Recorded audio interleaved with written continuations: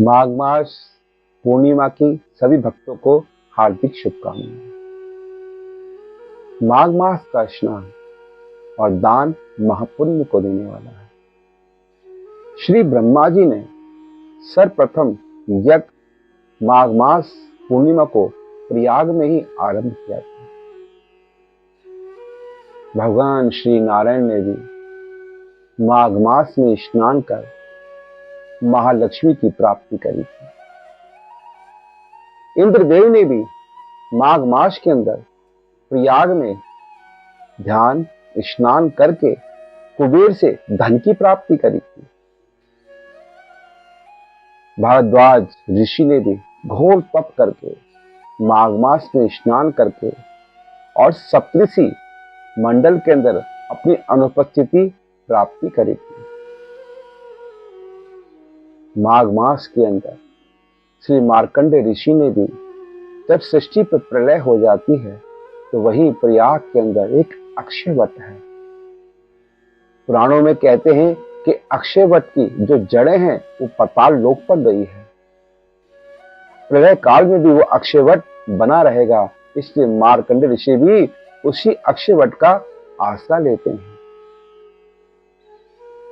माघ मास के अंदर सभी देवी देवता पूर्णिमा के दिन इसी धरती पर विचरते रहते हैं। माघ मास की पूर्णिमा को चंद्रदेव अपनी सभी राशियों पर अमृत का संचार करते हैं। माघ मास की पूर्णिमा के दिन सूर्य देव भी अपनी प्रबल शक्ति गंगा में स्थापित कर देते हैं, जिसके स्नान से जन जन समूह के पाप समूह नष्ट हो जाते हैं। इसलिए भक्तों, भगवान शिव भी इस प्रयाग में अमृत कथा सुनने आते हैं। 33 कोटि देवता माघ मास की पूर्णिमा को प्रयाग में स्नान करने आते हैं। सभी देवता का वास इस मृत्युलोक पे होता है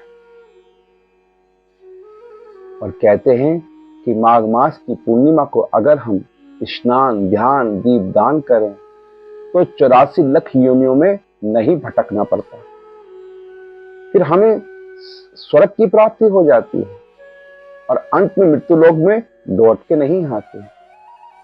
इसलिए माघ मास की पूर्णिमा में स्नान, तिल का दान, गुड़ का दान, कंबल का दान, वस्त्र का दान, कहते हैं कि ये महापृथ्वी के दान के बराबर तुल्य है, गौदान के बराबर तुल्य है, कन्यादान के बराबर तुल्य है। इसलिए माघ मास का स्नान, दान महापुण्य को देने वाला है। इसलिए भक्तों, देवता भी इस स्नान के लिए तरसते हैं।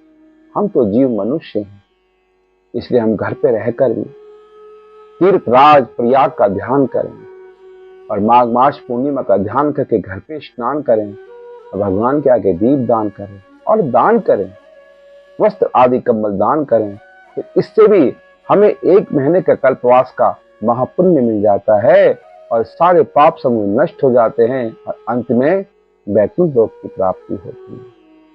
इसे माघ मास पूर्णिमा का स्नान हर मनुष्य को करना चाहिए।